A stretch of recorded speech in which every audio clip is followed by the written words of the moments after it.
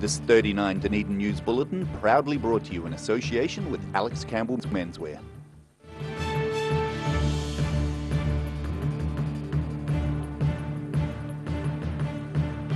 Tonight on 39 Dunedin News, a long weekend means a busy weekend for local police, and they're concerned for driver safety after a recent campaign.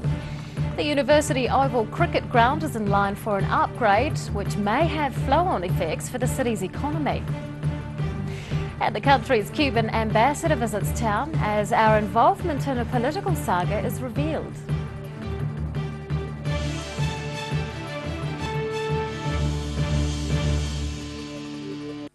Good evening, Dunedin. I'm Rebecca Dupree. Police are planning to be out in force over the long weekend, monitoring motorists on local roads. There's only ever been one fatality-free Easter in New Zealand, and officers are urging residents to be safe. But their latest campaign has resulted in some cause for concern. Getting ready for a busy Easter weekend. Local road police are bolstering their ranks for the holiday when traffic's generally heavier than normal. They'll be on the highways making sure motorists are behaving. Well, the focuses are in relation to speed, restraint use, unsafe driving behaviour and alcohol. The only fatality-free Easter recorded in New Zealand was in 2012. Last year there was one fatal crash and more than 100 resulting in injury. The official Easter holiday period is from 4 p.m. today until 6 on Tuesday morning. We'll have extra police in certain areas at the peak times, the focus is predominantly on the highways. Last weekend, local police conducted a drink driving campaign, resulting in the apprehension of 12 intoxicated drivers. One person was allegedly more than 4 times over the legal limit. Sergeant Evans says those results are disappointing, although compliance is generally pretty good. But there's no flexibility when it comes to preventing tragedies. Motorists can expect to see a lot more police on the road. They can expect to be breath tested when they are stopped, and they can expect to receive a notice if they exceed the speeding limit by more than 4 kilometres an hour. Police say drivers need to be extra careful this weekend and give other road users plenty of space to avoid crashing. It's hoped that come Tuesday the country will be celebrating its second fatality-free Easter. Rosie Mannins, 39 Dunedin News. The aquarium at Portobello is going to be demolished by the University of Otago. It'll make way for a $3.5 million temporary research and training facility. The aquarium was closed to the public in 2012 after it was found to be less than 15% of new earthquake strength standards. Since then, the university's Marine Science Department has been looking for alternative teaching and laboratory space. The aquarium is set to be demolished later this year, and there are no plans for a replacement public facility on site. Eventually, the university wants to build an aquarium at the Upper Harbour. The University Oval Cricket Ground is being upgraded to increase capacity on the embankment. It's costing the Otago Cricket Association $750,000, and the local economy is in line to benefit from another premier sporting facility. Visualising a leading cricket venue, the head of the Otago Cricket Association is looking over plans for the embankment upgrade at University Oval. It comes after New Zealand Cricket recommended increased spectator capacity at facilities around the country. We need to get our capacity from 3,500 to 6,000, so at the moment we've pledged to do that to ensure that we've got relevant international cricket here for the years to come. The east and west embankments are both being expanded to hold 6,000 people overall. A 100-metre retaining wall will be built along the west to create seating for 3,000 spectators. Otago Cricket wants University Oval to become just as relevant as other venues nationwide, so it can host more internationals. The most important thing that we can do is make sure that we benchmark against Hagley Park in Christchurch. That's now seen as the premier international ground in the country, and we've got to make sure to bring international fixtures down here of note, that we've got a facility that's up there with that same standard. The association's funding the project, costing $750,000. It's received assistance from the Otago Community Trust and other grant providers.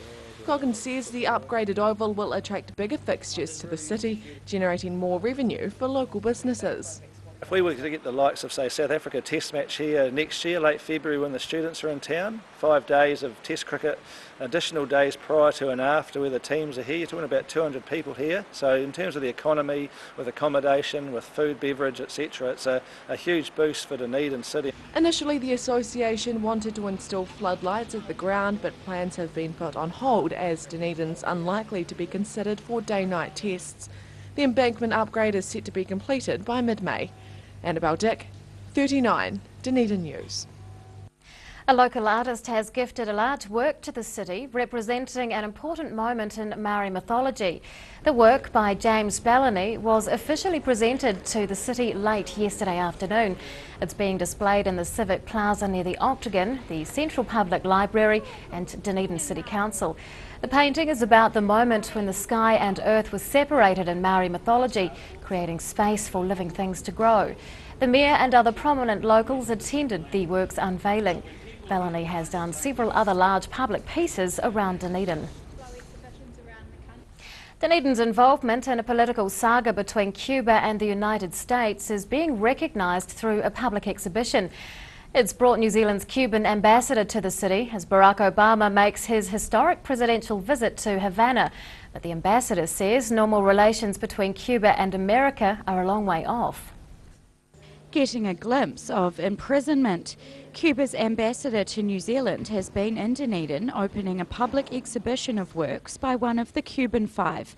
They were jailed in the United States for actively supporting the Cuban government while living in Florida. This is the work of the result of 16 years of unfair imprisonment and the result of their idea of how to express their opinion and how to express their will. Antonio Guerrero became an artist in prison, tutored by fellow inmates. He was handed a life sentence without parole, and these 15 watercolours represent the struggle of his incarceration. The ambassador says Dunedin residents played a big part in the early release of the political prisoners, which was influenced by global condemnation of their treatment. All around Aotearoa, New Zealand, there was a very good movement for the support of the freedom of the Cuban Five, and then the Dunedin section also played a very important role in that. And we would like to express our appreciation to all people in Aotearoa, New Zealand that helped, and especially the Cuba Friendship Association in Dunedin. That group's hosting the exhibition and was involved in the ambassador's visit, marking the 15th anniversary of the Cuban Five sentencing. The US and Cuba are breaking new ground with Barack Obama's trip, but the ambassador says normal relations are far from reality. It can't happen while the blockade is still in place, and this is a good moment to express our need for the blockade to be lifted and the Guantanamo Bay to be returned to Cuba, which are steps that we think are going to take time, and we cannot talk about normalizing relations without these things being done. While in Dunedin, the ambassador met with local leaders and Cuba supporters and lectured at the University of Otago. The exhibition in the Dunedin railway station finishes on the 3rd of April. Rosie Mannins, 39, Dunedin News. Still to come on 39 Dunedin News, we take a look at the global impact of this week's terrorism in Brussels, and we meet two people who've jointly won an award for cleaning up.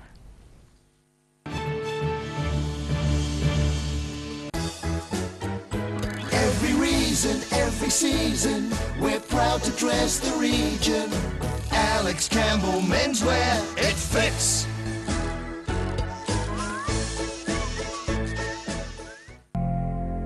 New Zealand Beeswax Limited are the quintessential beeswax, woodwear and beekeeping suppliers.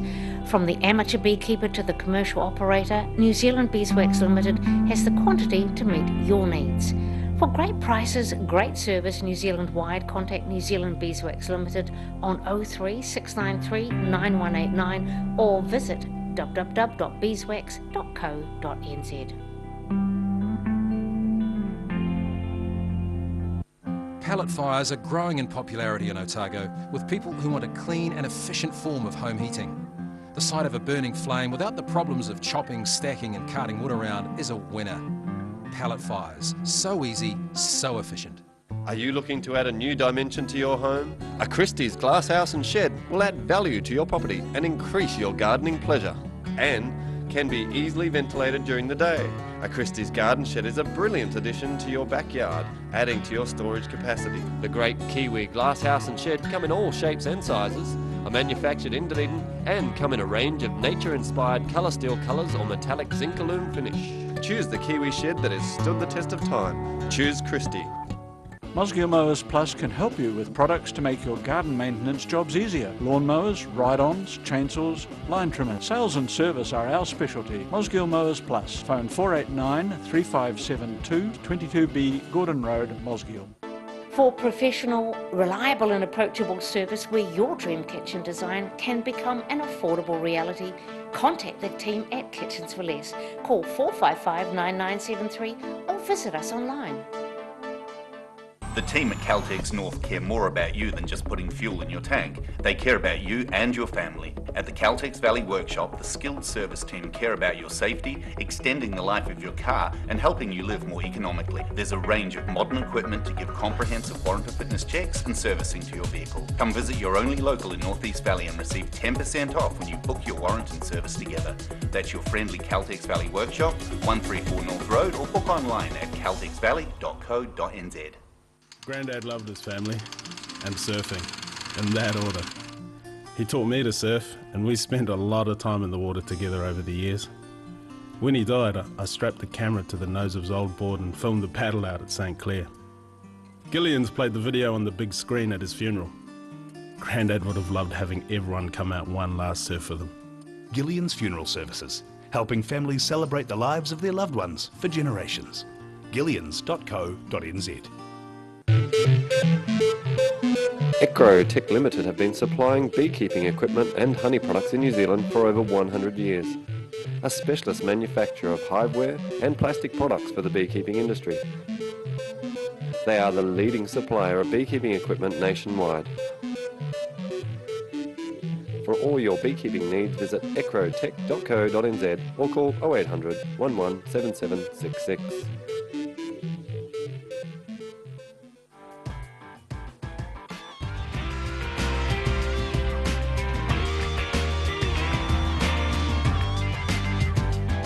Tune in on Thursday for Motorsport Night on Dunedin Television.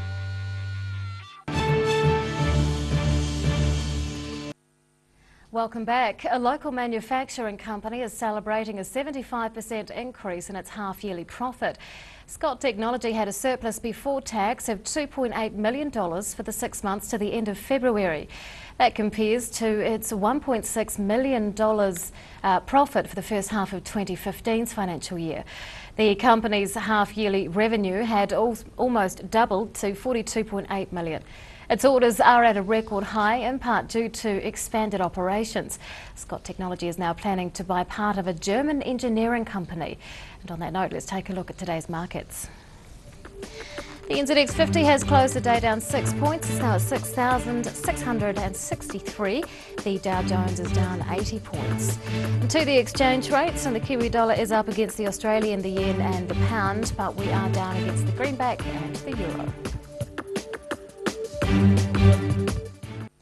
Belgium has raised its terrorism alert to the highest level following suicide attacks at Brussels International Airport and a city metro station.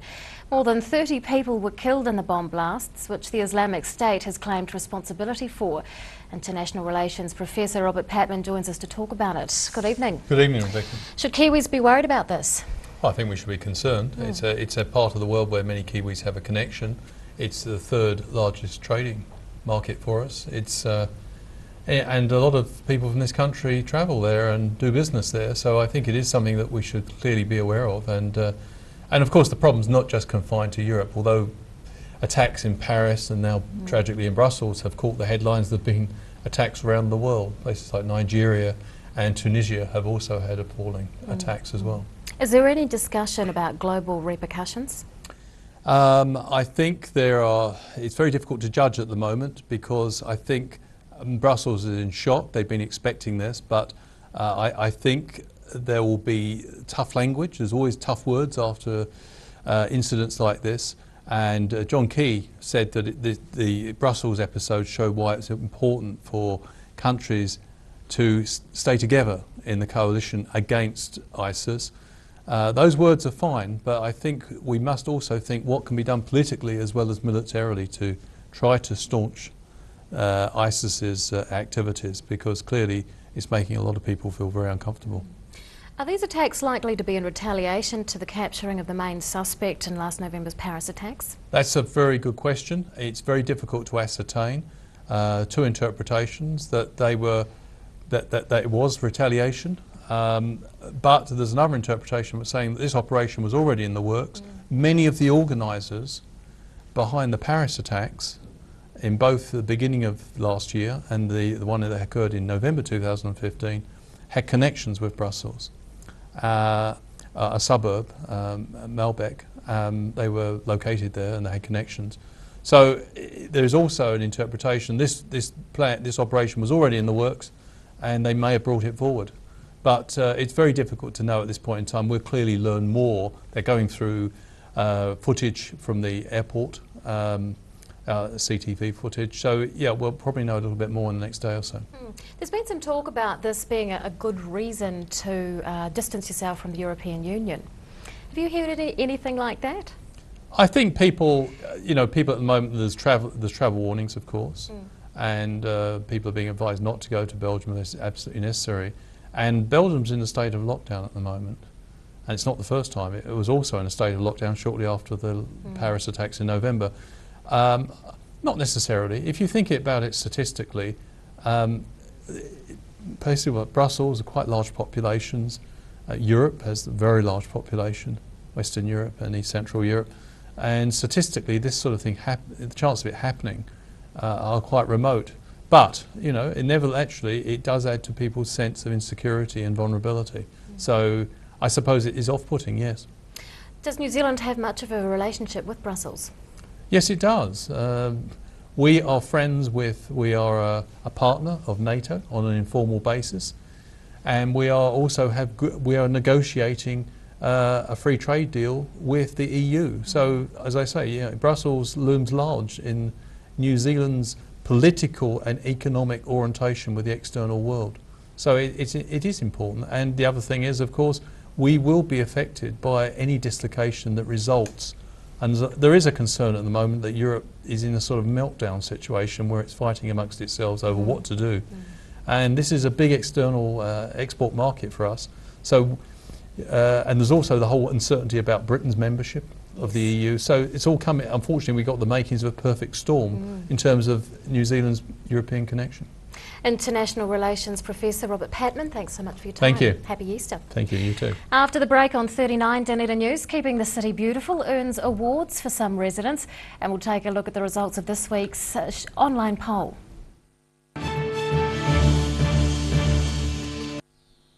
Sir Bob Charles, New Zealand's greatest golfer and still going strong. I'm sure that Sportsville was a contributing factor to my success and I'll continue to use it. Sir Bob Charles Sportsville, a product so good he puts his name to it. Well, I believe Sportsville helps maintain your quality of life. Now being used by active men and women globally to support strength and mobility. It works for me. Sir Bob Charles Sportsville in the new all black pack. Call now for the Sportsville special 0800 502 402.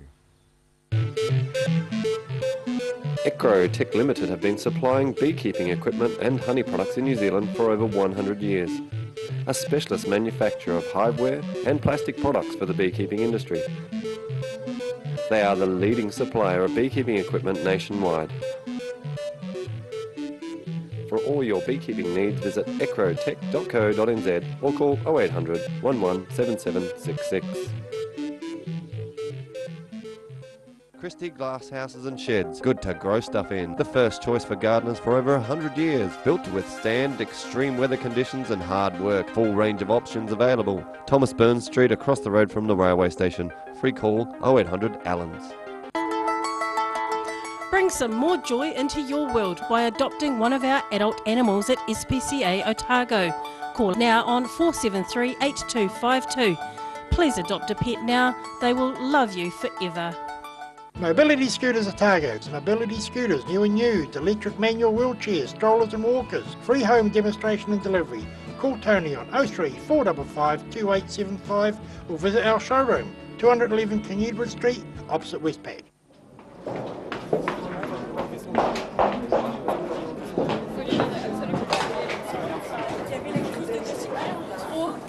On les thésaurise par là quand elles sont habillées. C'est-à-dire qu'on m'a demandé de les cacheter sur la pointure des pieds maintenant.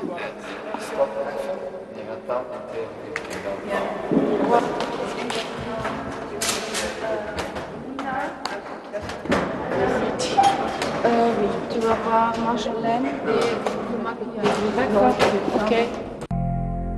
New Zealand Beeswax Limited are the quintessential beeswax, woodware and beekeeping suppliers.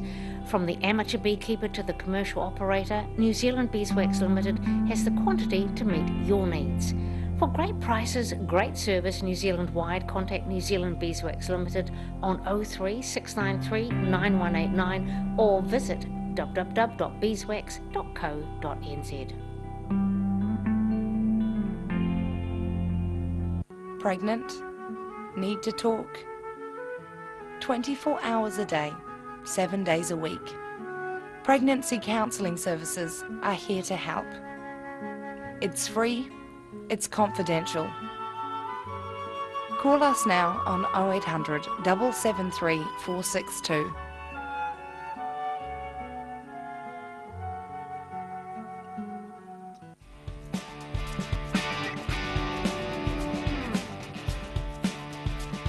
It's generally not a job that we can't get a door out and in a day. It's important to make sure you get a good design because you're going to be in it for the rest of your life. There's no schemes that are wrong when it's a personal choice thing, but some do look better than others.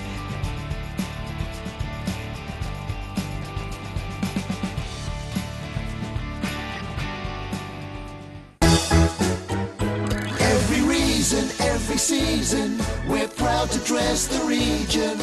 Alex Campbell Menswear, it fits.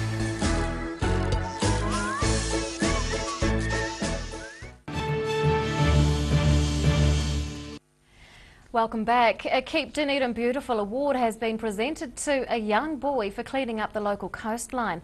Others behind beautification work have also been recognised at a ceremony held in celebration of their efforts, and more work is being planned. Celebrating those who take pride in their city. The annual Keep Dunedin Beautiful Awards have been held to acknowledge the hard work that residents do to ensure Dunedin looks its best. This year, around 50 accolades have been given out to a range of groups and individuals. So we're really wanting to recognise people that are making an effort in some kind of way, whether it's big or small, to beautify the city or encourage civic pride or kind of all those little and big activities that make the city a nicer place for people to live. A smaller number than usual attended the awards this year due to it being a short week with 2 public holidays. But it made little difference, with plenty of applause when Mayor Dave Cull presented one of the top prizes to 6-year-old Ashton Heptonstall. He was inspired to clean sites around the peninsula after seeing a dead seagull with a fish hook in its mouth. Basically clean up beaches, basically mostly roads. I usually find plastic cups and bags. Several classroom-based groups also won awards, including St Hilda's Collegiate and Portobello School. But it was the Dunedin Amenities Society that took home the other coveted first place award. It's a fantastic award and really good recognition for the society. Town Belt Traverse is a fantastic event. I think the other thing too is that the Project Gold project, which we've kicked off last year with Otago Girls High School, the idea of bringing back Koa into the Town Belt was just awesome. The society is now planning for its next Traverse later in the year. Award organisers also took the time to honour former Keep Dunedin Beautiful coordinator Darlene Thompson. The Campus Watch and City Rise Up groups received the 2nd and 3rd place awards respectively. Ruby McAndrew, 39, Dunedin News. Britain is introducing a sugar levy on soft drinks in 2 years' time to tackle the growing obesity crisis. That's something local health campaigners and researchers are pushing for in New Zealand. This week's 39 Dunedin News online poll asked if you feel our government should introduce a sugar tax. 67% of you would like to see one, 33% of you would not. As Easter approaches, the conversation around commercial trading on public holidays is sparking up. Almost all shops must close on Good Friday and Easter Sunday, but some retailers flout the law at the risk of a fine. Next week's 39 Dunedin News online poll asks, should shops be allowed to open over Easter? Vote at our website dunedintv.co.nz. And now recapping tonight's top stories on 39 Dunedin News. Road police will be out in force over the Easter weekend, making sure motorists stay safe amidst the predicted heavy traffic. The Otago Cricket Association is spending $750,000 increasing capacity at University Oval. And Cuba's ambassador to New Zealand has been in Dunedin opening an exhibition of political artworks by one of the Cuban Five. And we'd normally talk to somebody from the ODT right now, but there is no paper tomorrow, so they'll be back in on Tuesday. But it is time for a look at local weather. This weather report proudly brought to you in association with Silverhorn Sportsville. And here is today's city view. It's taken of an aeroplane coming into land on the Taieri. Pretty grey day out there, and around 3 o'clock today the central city recorded 15 degrees along with the Taieri, 14 for the Gardens. To the situation, in today's trough of low pressure will be followed by a cooler southwest airstream which will ease at the weekend as a cold front decays near the South Island. Well, to the forecast for the main towns in the lower south for tomorrow, it's quite short and sweet, which is always nice. Fine with westerlies for Invercargill, a high of 16 there. Otherwise, fine for Gore, Tiano and Alexandra, highs of 16 or 17 degrees. And it's a fine one as well for Queenstown, Oamaru, Wanaka and Twizel, highs of between 15 and 17 degrees. At Dunedin tonight, showers clearing with an overnight low of 8. Tomorrow and Saturday, sunny periods and light winds tending easterly with a high of 15 for tomorrow, 17 for Saturday. And finally to the Otago Pallet Fires tidal and fishing information. High tide tomorrow morning is shortly before 6 and low tide follows at 25 to 1. And fishing conditions look pretty good, especially at around 10 to 3 tomorrow afternoon. Just as well you've got the day off. And that is all from the team here at 39 Dunedin News for this short week. We love the short weeks. We are taking a break over Easter. We will see you again on Tuesday. But in the meantime, we will leave you with some shots of the week that was. Have a safe and lovely Easter break. Good night.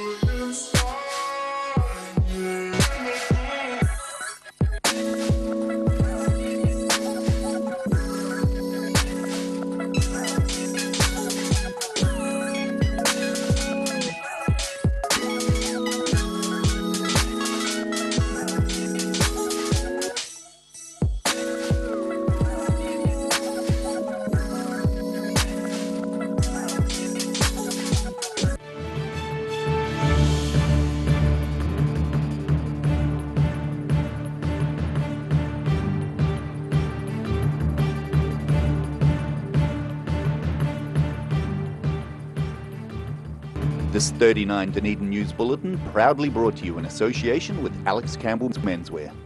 Supporting local content so you can see more of New Zealand on air.